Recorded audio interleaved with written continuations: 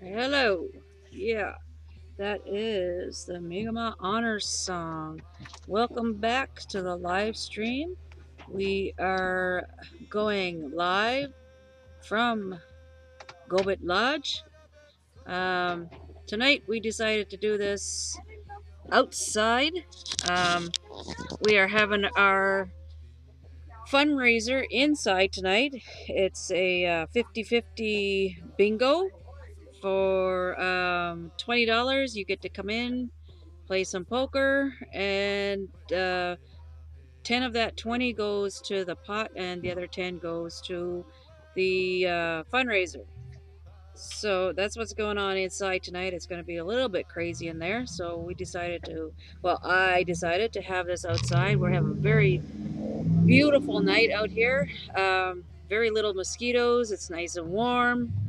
And so what we're going to be doing is just like we have been doing all along, is doing our year in review. And today is October 4th. Wow. And so like we've been doing, like I've been doing all along, I'm going to be going back and doing some stealing some video from people who had done interviews, especially Charles the blogger. He was our go-to guy. He was very instrumental in getting a lot of this information out for a lot of people. You may notice a camera behind me and some voices tonight. I have a film crew with me tonight. I gotta turn the camera a little bit to say hi. Hi. So yeah, we were planning on having this in the teepee. You can't really see the teepee behind me because it's so dark right now, but it's way too smoky in there tonight. I don't know. The air ventilation isn't working quite right or something, and it's really smoky. So we decided to just do this here on the. Actually, this is the back porch of Gobit Lodge, and so yeah, we have people coming and going all the time here. We just had somebody return. I don't know if she'll come out and say anything, say hi to us, but she was here for quite a while at excuse me, at Camp 134, and she just returned this evening, and people are quite excited to see her. Her and her dog. So, like we said, every man and his dog showed up at 134. Um, we I'm going to be interviewing also as soon as he gets here. I wanted you guys to get the point of view of the firekeepers that sat and took care of the fire. We had a number of them. I was one of them, actually. Then I had a young guy. I guess he would have been 11 at the time. He's the one that I want to interview tonight. He's just kind of, they've gone for a drive and he'll be back. But then there's another lady. I'm going to interview her tomorrow, uh, video, and then I'll air it on the live stream later on tomorrow night. And I wanted to interview one of the gentlemen from the Christian Peacekeepers who also dedicated a lot of his time to help take care of that fire. And if I could get a hold of him, or if you're out there listening, give me a call. Give Willie a call, and we'll set this up, and we can actually sit down and have a chat. I'd really like to talk to you myself, and you know, say thank you for everything that you did. And even this young fella here, he I'll let him tell his story, but he's a young boy, but he has an elder spirit about him, and I was so proud that he decided to take that role on as firekeeper. And since then, he's been going around doing a lot of different things, and we went to Halifax together and did a sort of like a symposium workshop sort of thing where we just we were there available for people to come and talk to us and ask us about the 134 camp and all this other stuff. And so it was you know we've been together for a while. So like I basically adopted him and his mom into the family, and we he's considered family now. He's no longer just a firekeeper. He's in all hearts of heart, that little guy is he's my nephew. And we've gone through a lot together, and we've done a lot together. And when you talk to him, you're gonna know exactly the spirit that this young fella has. But until he gets here, I want to go, and again, like I said, I'm going to be stealing more videos. And but like I said, he was right there on the ground. Charles was able to go places, and I'd love to interview him here too. Um, he was able to go places I wasn't. He was able to confront the RCMP when I wasn't. Um, I was basically, if you want to put it in a sense of, I was locked down when I was in there. I couldn't leave the compound. I couldn't leave the area. I couldn't really do a whole lot. So it really helped a lot knowing that there was somebody out there doing what I normally would have done, is going around interviewing and getting in people's faces, sort of thing. And Charles, he doesn't hold back anything. And I love him for it, because he'll come right out with the very blunt questions. And hey, son Dave, nice to see you on. As one of the guys, nice to see you. So yeah, I'm gonna put this interview. He interviewed Alma Brooks from St. Mary's First Nation, and she is of the Maliseet. And like I said, we had people from everywhere here. And so I'm going to play that video, and I'm going to let you hear a lot of these videos. I'm hearing for the first time too. Like I said before, after everything had ended, I got off the computers. I got off everything. Um, I just couldn't handle it, and even still today, some of these videos I cannot handle. They're very emotional for me. The the yelling and screaming, and some of them really, oh, my anxiety just goes right through the roof. But some of these videos, like I said, are brand new to me, so we're watching them and hearing them together. So I have no idea what this woman's going to say. You know, and that's how I want it. I don't want to have anything preconceived or anything like that. So I'm going to press play here, and I'm going to let you guys listen to Alma Brooks for. She's about 4 minutes long, her video. Okay. Okay. It gives me more than that. How about that? Okay. Door number 9.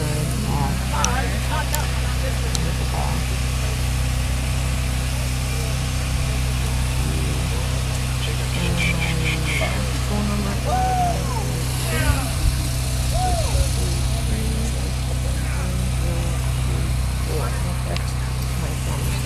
I don't have a home phone. That's good. There we go. Yep. All right. Business card. So we're going to keep in touch. Yes, we are. If I hear anything, I'll send you. And if I hear anything, say yes. All right. Yeah. All right. Sounds Okay. good. What are you doing with this thing in my face? It's been a while. Huh? It's been a while. Been a while. It's been a while. It's been how long? A few months? Yeah? No. Yeah, probably. When's the last time I had this thing in your face? A long time. So, you've been here a few hours. We haven't seen you around. Yeah, I've been here all day. No, yeah, I haven't seen you around. You got a fever or something? No. You've been awfully quiet. I'm working. You're working away? Yeah, working away. They had an 8-hour circle here last week. Did they? Yeah, I was here. Good. And No, you sat no, in the circle no, for 8 hours? no. Can't believe it. No, that was terrible. So, you've been around for a few hours here. Yeah. What's going to happen here? Well, I think that Swin needs to get their things and go home to Texas. Yeah, but that's not going to happen, right? Oh, yeah, that's going to happen. How is that going to happen? Well, they're just going to have to go home. I mean, they're not going to be drilling here, going to be doing any work here. Who's going to stop them? The people will. The people will. Think so? Not too often you see different cultures together. No. It's pretty strong. No, I don't even think the people that are here I don't think they even realize how much support they have from all over. All over. New Brunswick, all over Nova Scotia, all over the state of Maine. A lot of support. A lot of support. Do you know what I found out here? You don't need no warriors. The female natives. Sheesh. My God. I wouldn't want to fool around with them. Holy Jesus. I mean, warriors were here say the women and the children need protection. And I don't think the female natives are pretty tough. Oh, yeah. Very tough. Yeah. So you see, and then The heart of the nation is the women. Yeah. That's the heart of the nation, the women. Very good. So you see an end to this? Time will tell. David Allwards, if he reads this, what do you got to tell him? Got 30 seconds. The thing that I have to tell David Allward is that there is no common ground. There's no common ground left. This is where we draw the line. When it comes to the damage or destruction of our land and our water, that's where we have to draw the line. There's no common ground left. I must ask you, what do you think about the chief? He's fasting. I'm glad he's fasting. It's good. That's a good thing. He's young. He's a young man, yeah. Smart. And he's headed in the right direction. If he's fasting over on the fasting grounds with the sun dancers, makes me happy when I hear that news. What do they do there? They fast. And they pray and they seek their visions. And I know they'll gather strength from doing that. How many are there? Did you know usually? I don't know how many there this year, but usually there's quite a few. Makes you see the light? Oh yeah, they'll see the light. So that means I have to go fasting? You should. You should try it.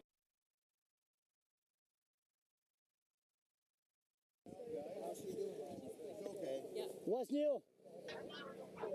So, yeah, that was Alma Brooks being interviewed by our famous Charles the blogger.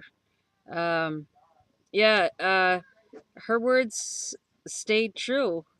You know, we did stop them, and um, it was the people who stopped the fracking. It wasn't any kind of legislature or anything like that. Basically, right now, the people of New Brunswick have spoken and voted out the Conservative Party. So it was the Conservative Party that was very pushing this whole fact of, insisting on having the fracking in our province. So he decided, to launch his campaign right off of a frack well in Penobscot, and said without any kind of, doubt of any kind that he is going for shale gas, and anybody who votes for him is voting for shale gas. Um, you know, People voted against him because they do not want shale gas in New Brunswick. They don't want it's here. There's nothing we can do about it, but we don't want it extracted. You know, it's there for a reason. I've always said the Creator has put these things way deep down in the earth for a reason. It is not our place to go and dig it out. We have no right to go and take what's already there, from our mother. The Creator put it there, and it's supposed to stay there. It's just like what's going on in Alberta. I mean, look at the massive hole they have made, and it's not right. There was a reason why the Creator put it there that far, so that humans couldn't just go and pick it up. But unfortunately, they've come up with the technology on how to get it out. The same with the fracking and the uranium and you name it. They'll come up with ways on how to get it out. But the thing is, they haven't come up with a safe way of getting shale gas out of the ground. They haven't come up with a you know any even reasoning as to how they're going to do this, and that's why we're against it. Not one report, not one. There was nobody to testify with the fact that this can be done safely. Penobscot itself, um, they have 30 wells there, and that town right now does not have its own running water. It has to be tapped in to getting water from another community on their community line, and within a couple of years, both of those communities are going to be dry if they don't come up with another viable source of water. So, and all of that was a direct result of the fracking that's going on there. One home, after the fracking began, one home, actually 5 homes on one street lost water, lost their wells. Their wells went dry in one day. So they don't. They haven't convinced me, and I don't think there's anyone who's actually going to be able to convince me of the fact that fracking is safe, and that we're going to be able to do it safely, or that they're going to be able to do it safely. None of these companies have proven to me, and until I've actually seen it, I'm not going to stand by and let it happen. I'm not going to allow um, any company come in and try and convince me otherwise. And for as long as I'm alive, um, I'm pretty, certain that I'm going to continue to say that and continue to get my voice out there, and um, to let the people know. And that's how this whole thing started. I just wanted people to know what was happening in our community.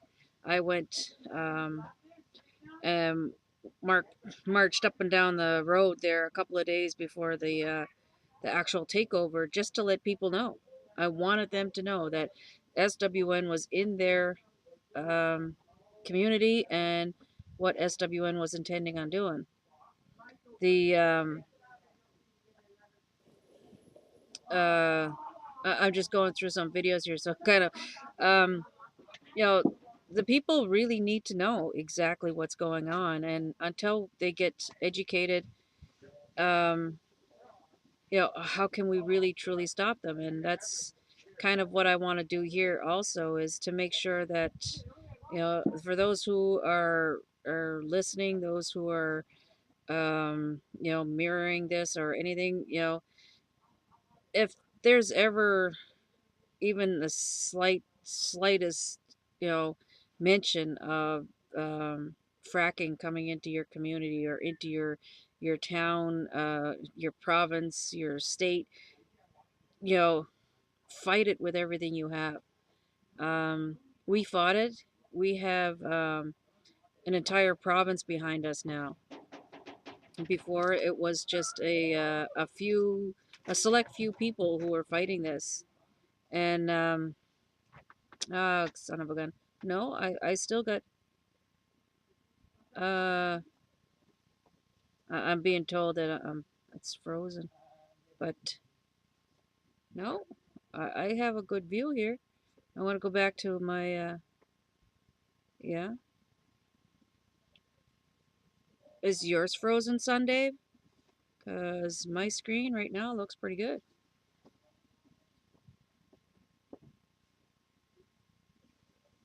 Okay. Just completely lost any train of thought.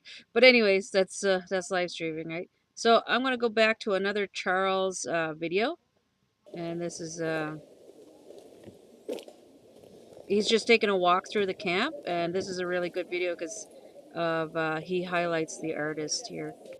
I'm just going to go back and give you some audio. There we go.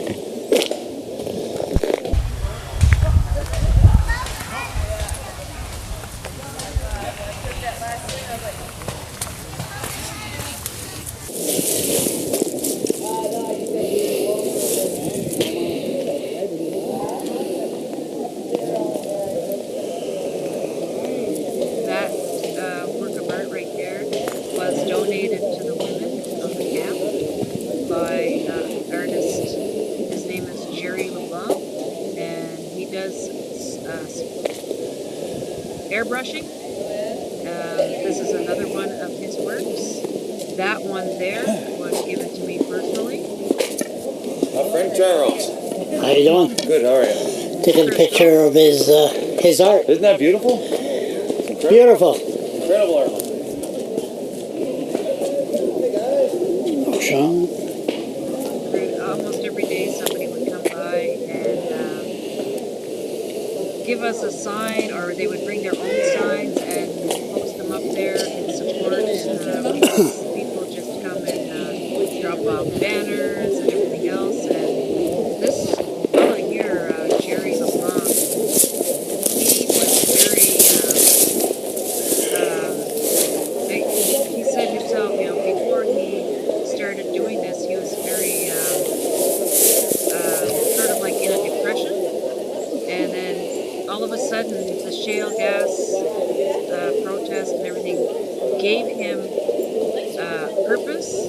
And all of a sudden, he had all of these inspirations come out, and all of these things that he said he didn't even know where they were coming from. It was just like all of these things were flowing from him just so freely, and he was mixing all of like the shale gas protests, the First Nations perspective, the Anglophone, the Francophone. Like he said he didn't know what was going on. It was just all happening. It was all coming out, and so all of these works are like one of a kind, and what they're done on is even more amazing of a story. This guy he has very little supplies, very little means of, you know, he's unemployed, everything else, and so what he does is he goes to, you know, places and asked for donations of just bed sheets or tablecloths or whatever.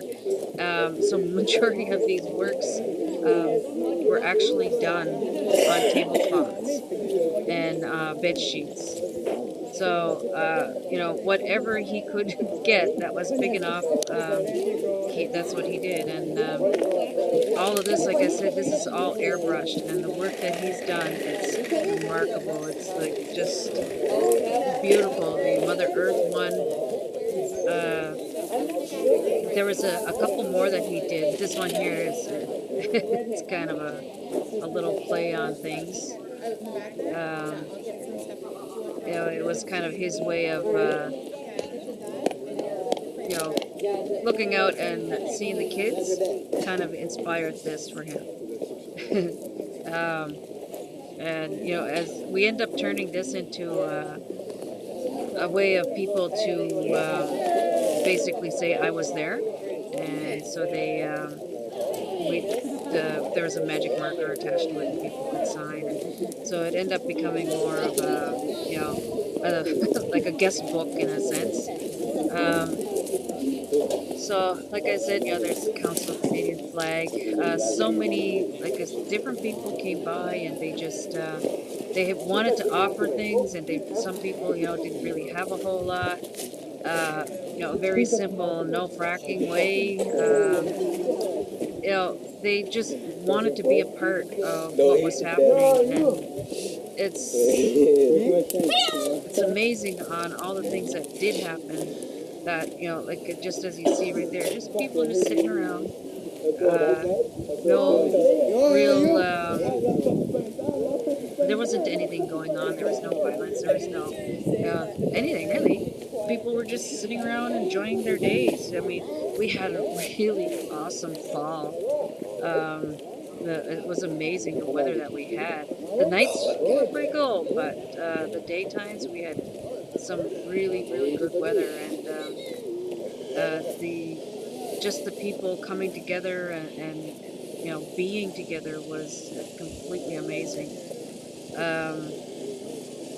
The RCMP continued recording us from the road and stuff like that, so some of them decided to put banners up and whatnot to stop the cameras from getting through. They didn't really stop them much, because we found out later they used a drone. But this is another one of the works. He made that himself, and Jerry also did this one. Woodman.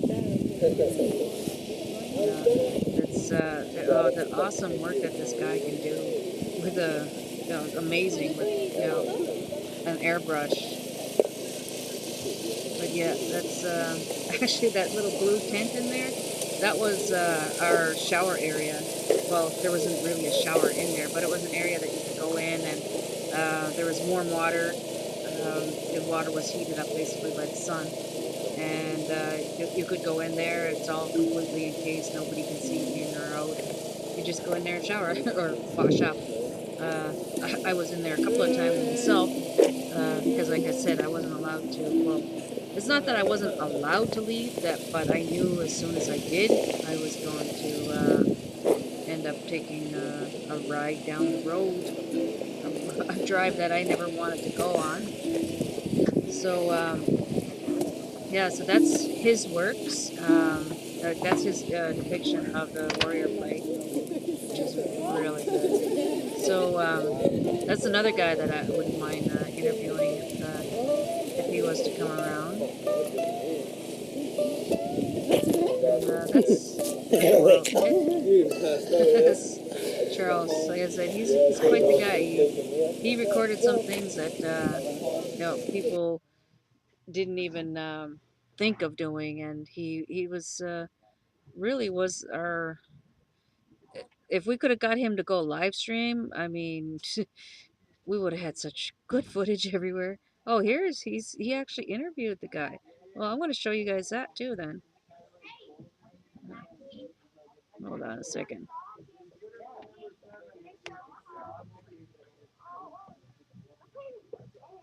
Ben, comment longtemps que ça prend? Bonjour, petit dia.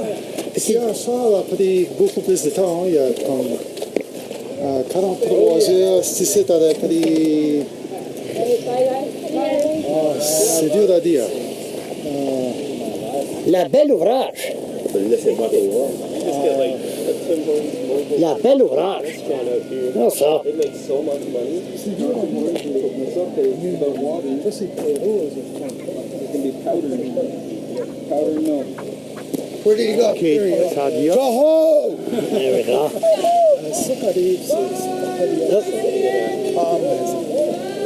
Arcadia, ça début une petite maison. I like that. Acadia, petite maison. I really did. Arcadia, c'est The one une with petite maison. Call All Ça Nation. veut dire une petite maison. The one that's say Call All Nation. Yeah. I love that one. Because that's what I've been doing. I've been calling all this. Yeah. Faudrait faire une pièce avec ça. Vraiment pas. Hein? Saumon. Le saumon, regarde ça. C'est... Le bateau au panier.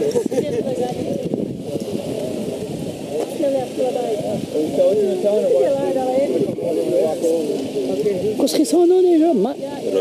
Jerry. Jerry Poirier? Leblanc. Jerry Leblanc? Je suis pas sûr, mais je crois que c'est Leblanc. Je sais que c'est Jerry, ça peut venir.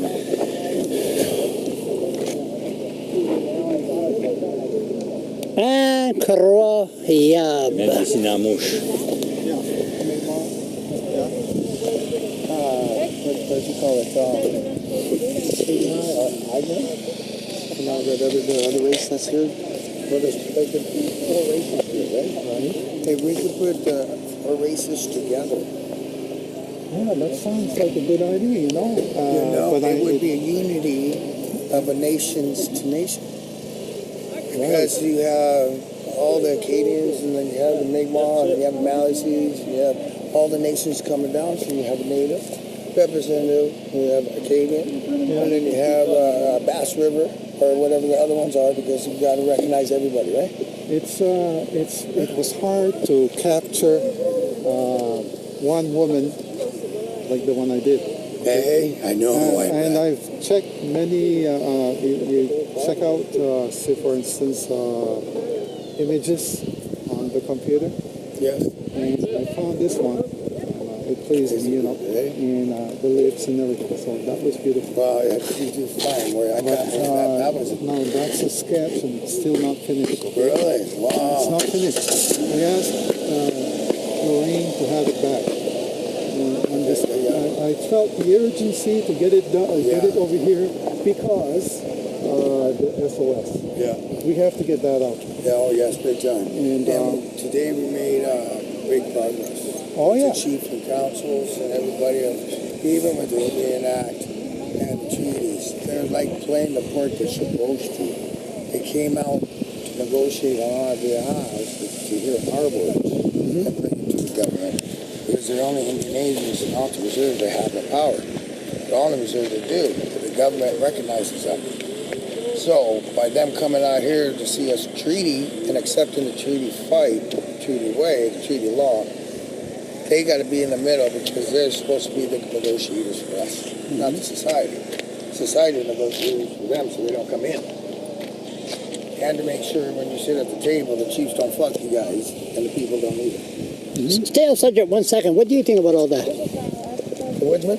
No, that and the painting and having the Acadian to, show his way of showing that he supports you. What do you think about this, his work? You know, I've been a warrior since 96. Okay? I used to fight always for native rights only. I'm from California, so I grew up there until I was 28. So I know the history of the native laws, how they lost everything. So when I came here and I seen that I found woodsmen with Acadians, I know the treaties. The woodsmen have treaties. They have a right here, it's just as equal as Mi'kmaq. The Mi'kmaq people was known as Turtle Clan. And the circle, the Mi'kmaq. It's like the woodsman, Acadian. But people forget the treaties that were there, 1689, 1686, you got him all the way back to 1100. So the way to spread his word, and the one he just gave to the 7 female warriors, wasn't that nice? Wasn't that? That was the best work I've seen. And Michelangelo, you say? You might as well say for how it came out for the people to see. It's the impression of the art, and the artist was just showing what he's seen and feel, what he's been hearing, and what we're saying. That's treaty way. We're not here the government way. We're not here for Indian Act way. We have nothing like that here. So it's nice to see the Acadians, the English. I love it all. That's the circle. Now, that's a circle. Please don't mention that. I still got flashbacks. Yeah, that circle. 8 hours. 8 hours of yeah. Oh, I hear you. And it's a lot of yakking. That's the only way you bring them all in from all the directions. You're from California? Yes. Where in California? Well, I was born in Burbank. Burbank? And I'm from Indian Brook, Nova Scotia. I rode a 10-speed bicycle from Halifax to San Francisco. No way. In 1978. Holy. Yeah, I went from 12 years old. Yeah, I went from Halifax down to Key West. Louisiana, up to Nebraska, snowstorm, no snow tire on a 10-speed bike. Went to Dallas, went across Texas, and San Francisco. I tell you what, nice. You couldn't do this down in California, could you now? I don't know. Could you? Shot. Yeah, exactly. You're being shot. No. The crime was heavy in the city then. Yes. Now it's all over the place. Well, I was growing up in the 70s when the Native was doing their movement then. Yeah. And when AIM and everybody was doing and all that and fighting, and I was just a kid watching how it was getting how it was getting raped by the people. Yep. Okay, and it was rape. Yep. And even my cousin Annie Mae Issac died back then in '76 for. Okay, we're back. Yeah.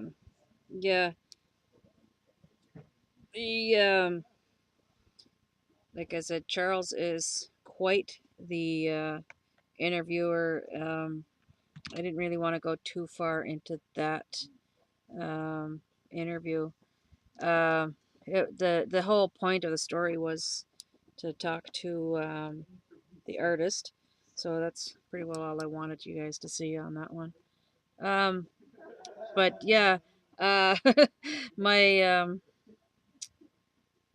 the young fella that I was going to interview was here, and then he disappeared on me again.